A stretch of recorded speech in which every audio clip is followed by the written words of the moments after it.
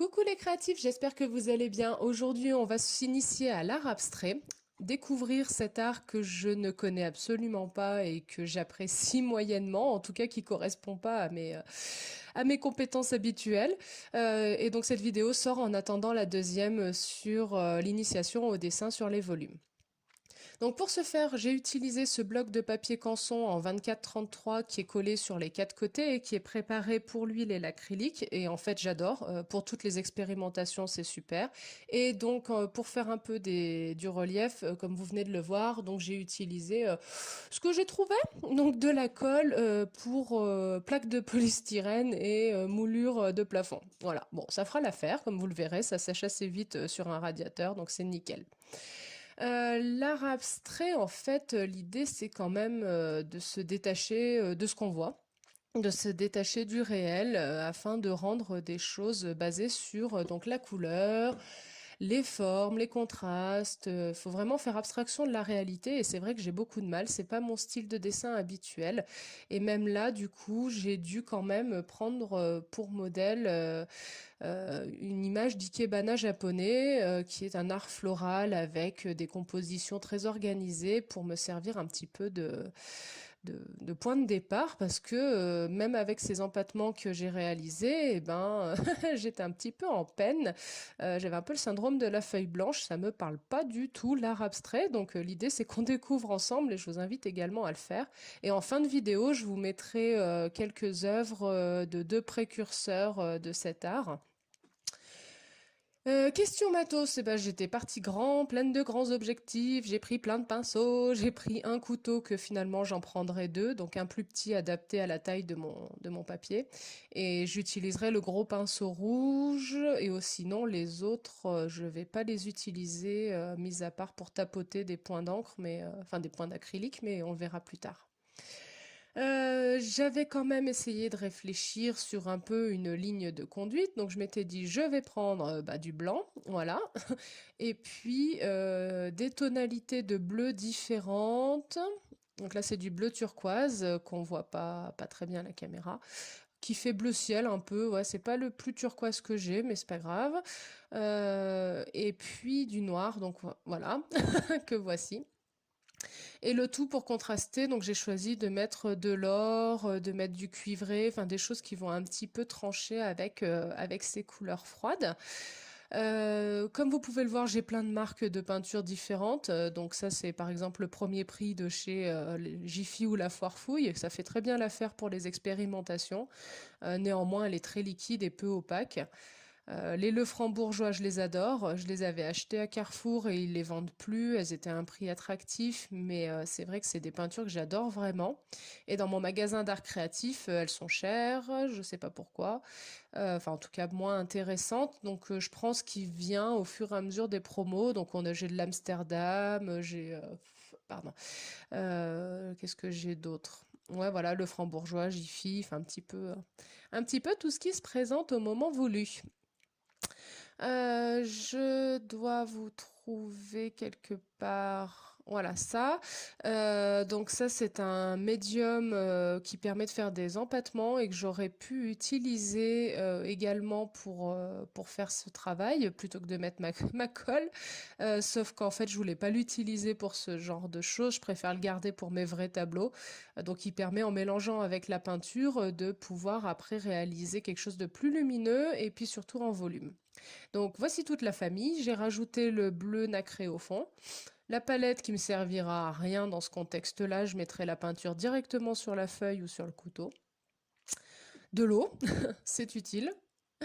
Et bon bah forcément du coup le petit torchon qui va avec, mais voilà. Donc j'ai mis un petit peu de temps avant d'arriver à me lancer. C'est vrai que comme je disais, l'art abstrait, je sais pas vous si vous l'utilisez souvent, mais ça demande vraiment de pas être psychorigide dans sa tête, c'est peut-être ça le problème. Il faut être aware. Donc là, j'essaye de mettre en place un petit peu donc mes couleurs pour faire mon dégradé. Déjà, la première erreur, c'est que j'ai mis beaucoup trop de peinture, donc ça a complètement annulé bah, du coup les empattements que j'avais fait en dessous. Très intelligent, mais c'est pas grave. Ça m'a permis de faire le dégradé que je souhaitais. C'est vrai que si j'avais fait quelque chose de plus poudreux, enfin de plus effleuré, ça aurait pas fait pareil. J'étais donc dans l'optique de faire vraiment du contraste, de mettre de la vie, du dynamisme, donc pour essayer de ressembler à des choses que je me représente de l'art abstrait.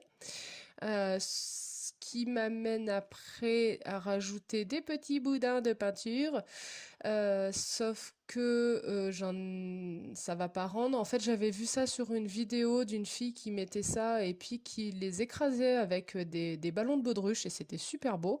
Donc moi, j'ai pris mon petit couvercle de confiture et ça rend pas du tout pareil. Il y a des choses intéressantes hein, que je garderai pour autre chose, c'est-à-dire toutes les nervures qui rappellent un peu les feuilles. Honnêtement, les, les, les couleurs qui se mélangent, j'aime beaucoup, mais c'était tellement moche que j'ai tout mélangé.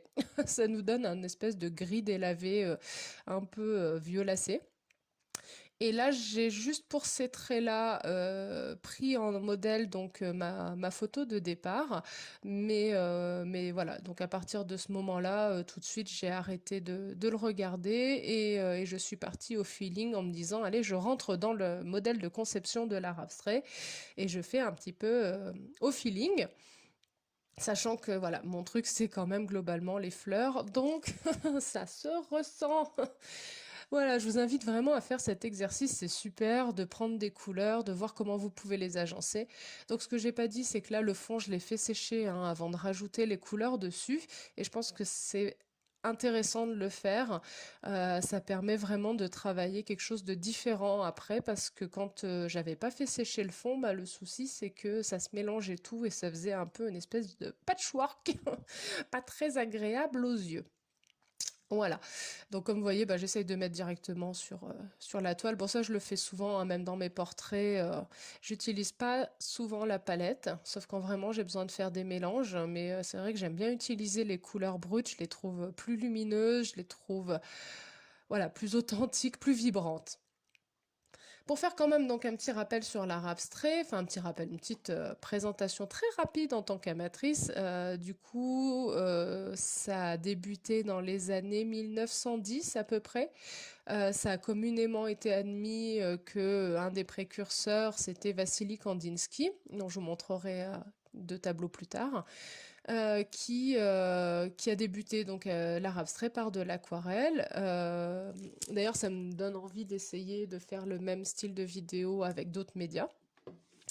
Et puis, c'était une période où il faut savoir quand même qu'on était un peu moins, mais encore beaucoup dans le réalisme, dans l'interprétation de la réalité, dans le jeu des lumières, dans la perspective. Donc l'idée, c'était quand même au contraire de rendre presque de l'hyper-réalisme de ce qu'on voyait. Donc lui, quand il a sorti ses tableaux, ben, du coup, ça a un peu fait du foin.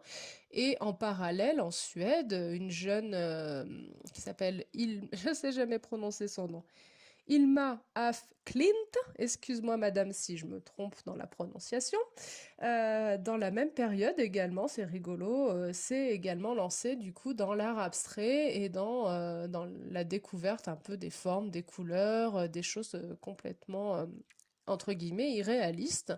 Donc c'est un courant qui s'est un peu développé à plusieurs endroits en même temps. Et je vous montrerai également donc deux photos plus tard.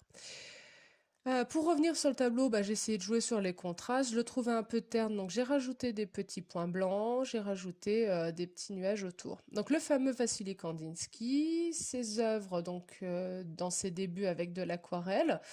Je vous laisse à votre appréciation et un peu plus tardivement, donc ça quelque chose d'un peu plus abouti et la création est à interpréter selon chacun. Ilma af Klint qui était bien axé sur le paranormal, sur l'ésotérisme, qui n'a pas eu une histoire de vie facile. J'adore ce truc, ce tableau, pardon, parce qu'il y a un peu le dégradé des couleurs, un peu la chromatique. Et celui-ci, je sais pas, il m'a attiré l'œil. Voilà, et ben écoutez, à vos pinceaux, à vous d'essayer, et n'hésitez pas à me laisser un commentaire et à liker la vidéo. À bientôt, bye bye.